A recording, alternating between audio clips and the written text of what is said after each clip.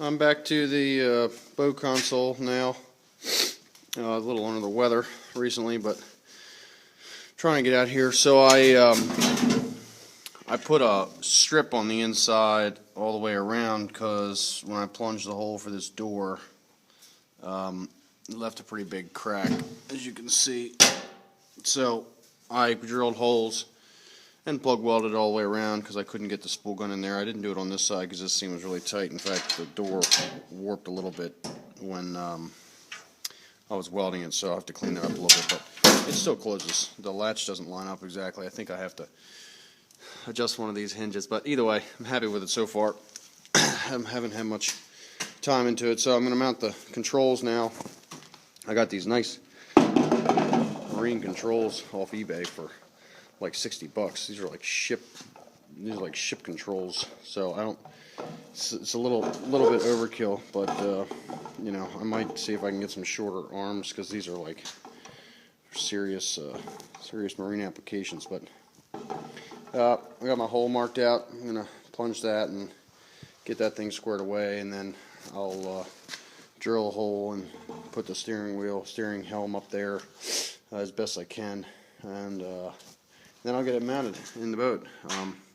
Just got done warming my 5200 up because it's about 20 degrees here today. So just had that in front of Mr. Heater, and I'm going to put the console over there, clean that spot up as best I can with some soap, I guess. I don't really know what else to clean that fiberglass. It's got the dirt and shit in it. Yeah, so I'll put some 5200 down and put as many screws in it as I can. I know you're not supposed to screw into these floors because these Carolina Skiff floors have bulkheads in them that go lateral the whole way down.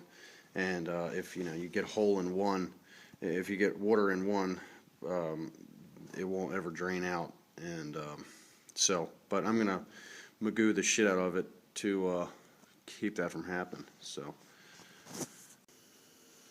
I got the controls on. I just cut that hole with a cutoff wheel, which doesn't really work well with aluminum because it just melts it, but circular saw is too big and my jigsaw is packed up. I didn't feel like pulling it out, so it's quick and dirty. But that's it. I'm doing the throttle on the inside and the transmission on the outside. I don't know what other people like to do, but that's the way I like it because like those old Magnum tractors, they had a red knob and it was right by your hip. So if I'm standing next to it like this, I can give her throttle or whatever. So it's at a good height. It's right about where I stand. I can rest my hand on here. So only thing I'm worried about is if it's going to interfere with the steering wheel, because the steering wheel will be flat on top. I don't think it's going to. You know, the old boat that I had they were pretty close, and I actually liked them being close. Because when my hand was on the wheel, I can reach down and throw it out of gear. Everything's right in one area, so it's coming along. I'm not going to bolt this down. I'm just going to rest it in there. So I drilled 2 holes to hold bolts on it, right there and there. I'm not going to do 4. It's just overkill. The steering helm is going to be a pain in the ass. I got this Baystar steering helm, which is great. You know, I had one of these before. They work well, but I didn't want it to be so high. This is a top mount, so this whole reservoir would be above the dash. So I ordered it's called a round bezel kit, and basically it sandwiches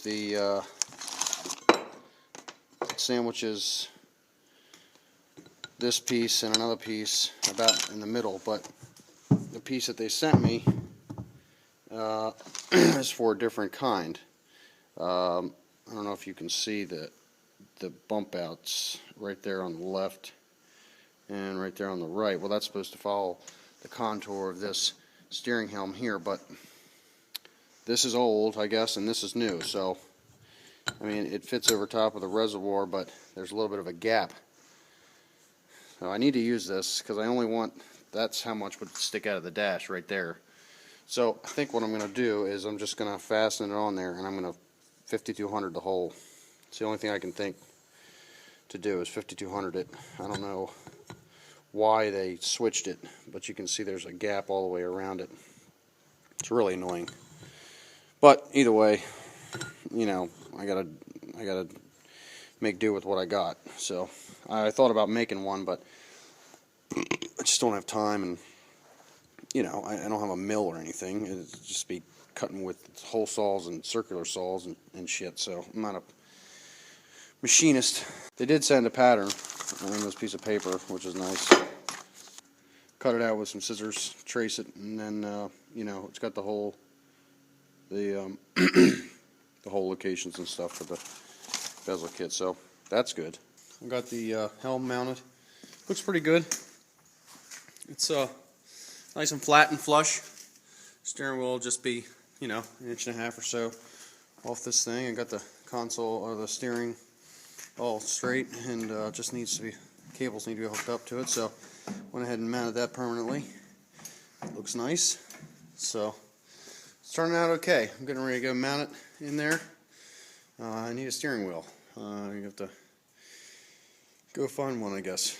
But only problem right now with this bezel kit is you can't see it, but there's a little bit of crack here that water could get into. So I'm gonna get some 5200, and I think I need to get a breather cap for this. I think this is supposed to be a breather cap. Right now it's just a, for the hydraulic oil. Right now it's just got an O-ring, which probably won't be able to see it, but just an O-ring. And I was reading online that these things can fail if they don't have a breather. So I'm going to research that some more. Leave that in there for now. So, and the door's sticking a little bit, but that's the bottom of the steering. Which can't see if I touch it up. Maybe I'll see it. See, that's the back plate of the bezel kit. You know, plugs are in there for the hydraulic, so the cables will come down. I think I'm gonna vacuum this out, but I think I'm gonna drill like a 2-inch hole there on the side to run all the cables, and then they'll run along the floor in the back to the back corner, and then to the motor. So then I gotta deal with the mess of wiring that thing up. I've looked online for wiring diagrams and stuff because I would like to hook a tachometer up to it, and also a temperature gauge to make sure that it's not going to overheat, but it's very little information. So it has the red round plug for the it's an Evinrude. It's specific to a year. I'll probably write down the serial number and get the year just to make sure. So so now I can get it up there and mount it and clean the clean the floor up and glue her down. I just got done mounting the console. Looks pretty good. The door won't close. I gotta figure it out. It's bonding right there on that hinge, so I have to maybe bore out some of these holes and wiggle it over or something. I don't know. But I used 10. I think they're number 24. They're about 1.5 inches, 2 inches long. Pretty heavy duty. They bit pretty good into the floor. I think there's a stringer somewhere because the front bolts, they were tough going in the whole way, so that's good. So it's it ain't going anywhere.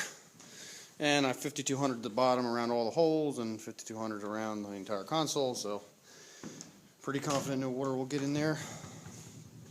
So anyway, that's the console. Let me back up so you can see. It's almost halfway up.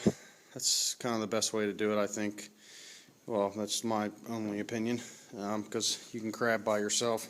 You can have the prop stick way back here, and then you can dip and drive by yourself and have a basket up here, or you know, or someone else, you can put the prop stick up here and someone can drive if you know, one of the girls wants to do it or something.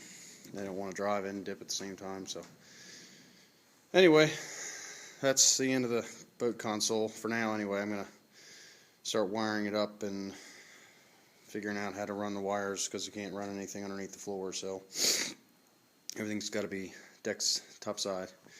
So I'm gonna start tackling the wiring for this 140 VRO. There'll be some videos on that, and you know, if anybody can help me with the wiring diagram, I'll probably be able to find me if I post my first video.